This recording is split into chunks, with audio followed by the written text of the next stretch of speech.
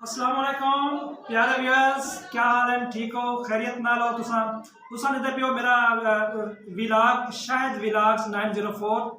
ते आज दी वीडियो बड़ी ज़बरदस्त ते बड़ी मज़ेदार थी वाले लिए। मैं ही वक्त अपने दफ्तर पहुंच गया स्कूल ते अज असा अपने तलबा नाल ते अपने असातिज़ा नाल मिलते अज असा शजरकारी डे मनाते पियो ते शजरकारी डे वास्ते मेरा सारा स्टाफ ते बच्चे बाहर क्लासा मुंतजर हैं। असा कुछ देर तक असा आगाज करने वाले से मैं हम कुछ देर बाद बाहर वेसा अपने शजरकारी डे को बाकायदा तौर पर मनेसूँ। तुसा आज बड़ी वीडियो बड़ी ज़बरदस्त मज़ेदार है, तुसा आखिर तक देखो ये वीडियो को ते मेरे चैनल को सब्सक्राइब भी करे सो, घंटी के बटन को प्रेस करे सो ताकि तुसा मेरी हर आने वाली नवे टॉपिक की वीडियो देख सको ते इंजॉय कर सको।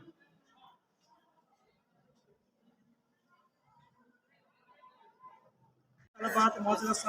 मौजूद हैं अज का विलाग शजरकारी डे के बारे तुम जानते हैं कि पंजाब हुकूमत गवर्नमेंट ऑफ पंजाब ने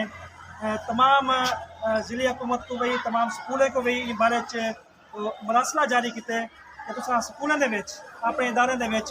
तालीमी इदारे स्पैशली पौधे रहो, चाहे पौधे हो शतूत का पौधा है, निम का पौधा है, फलदार पौधे फूलदार पौधे, तमाम पौधे अपने स्कूलों के स्कूल को ग्रीन ते क्लीन कराने वास्ते तुम शजरकारी डे मनाओ और मुख्तलिफ स्कूल भी इस हवाले नाल शजरकारी डे मनाते पे। असा भी अज का दिन शजरकारी के नाल मनसूब किए, इन्हें सारे बच्चे भी ते असातिज़ा भी इस मुहिम के बढ़ चढ़ हिस्सा गिनते पे ये तुसा के बच्चे को पौधे मौजूद हैं। असा ही वक्त 50 तो 60 पौधे रहा भी चुके से, मजीद पौधे भी असा रहते पे से। असा मकसद है कि असा स्कूल को मजीद खूबसूरत बनाऊँ, क्लीन ते ग्रीन बनाऊँ तो सारा कुछ ये भी इसे तो पता भी है कि शजरकारी का मकसद क्या है कि असा स्कूल को मजीद खूबसूरत बनाऊँ, मजीद क्लीन बनाऊँ ताकि ये स्कूल सारा खूबसूरत लगे। तो शजरकारी तो पता है कि दरख्त की क्या अहमियत है। दरख्त सारी ज़मीन के जेवर हैं, दरख्त नाल ज़मीन की खूबसूरती आती है और आप ये दफ़ा जरा ज़मीन का टैंपरेचर ग्लोबल वार्मिंग का शिकार है। ज़मीन अपनी फिजा जी आलूदा थी नहीं पी है कि शजरकारी की वजह को दरख्त लावन की वजह को सारे ज़मीन का फिजा साफ थी नहीं पी है। असा सारा जो शहर हैं पाकिस्तान स्पैशली लाहौर है, जो इंडिया के शहर दिल्ली हैं, ये अजकल स्मोक की कैफियत दो चार हैं, स्मोक की कैफियत नाल शिकार हैं उनका सारी फिजा आलूदा है। असा ये फिजा को साफ रखने वास्ते असा को चाहिए है कि असा अपने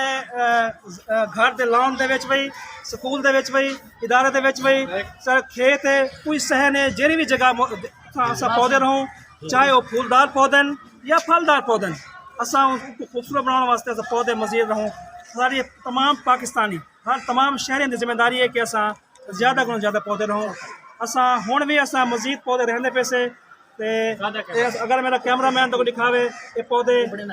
मुबशर पौधे दिखाओ, पौधे रह चुके से ये पौधे अच्छा ये कुदरती असा पौधे असा कुदरती खाद भी दिते से ये पौधा भी रहा खूबसूरत पौधा, ये पौधा भी दिखाओ मुबशर माशाल्लाह। अच्छा असा शजरकारी ना अपने दोस्तों को अपने जो स्टूडेंट्स हैं असातिज़ा हैं सारे इन बढ़ चढ़ हिस्सा गिनते पे। असा चाहूँ कि सारे लोगों ने जज्बा पैदा थे कि अपने इलाके को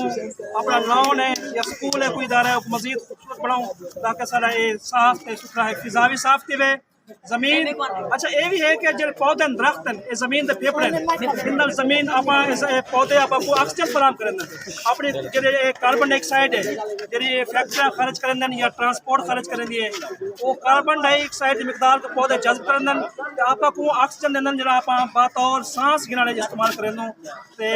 इन्हें सारी सेहत भी है, सारी ज़मीन की खूबसूरती भी है। मैं तमाम अपने व्यूअर्स को के शायद विलाग्स 904 ये सारे दोस्त एक चैनल को सब्सक्राइब करें, एक आगे तो शेयर करें तो जो घंटी का बटन है वो भी प्रेस करें ताकि तुम मेरी हर आने नवी वीडियो वो देख सको तो तुम मजीद और इंशाअल्लाह अस नवे टॉपिक नाल नवी वीडियो नाल आसूँ और तो मजीद इंटरटेन करे सूँ। ओके अल्लाह हाफिज़। बसलाम ये सारे उस्ताद मोहतरम जनाब हेडमास्टर साहब जिन्हें लेक्चर गिनते पैसे थोड़े जहाँ शजरकारी के बारे उन्हें लेक्चर तो बड़ी सुनिए वे वाले इंशाल्लाह जेरे पौधे अञा रहंदे से जेरे पौधे इंशाल्लाह रहंदे पे से ओ भी तो दिख लेंगे सर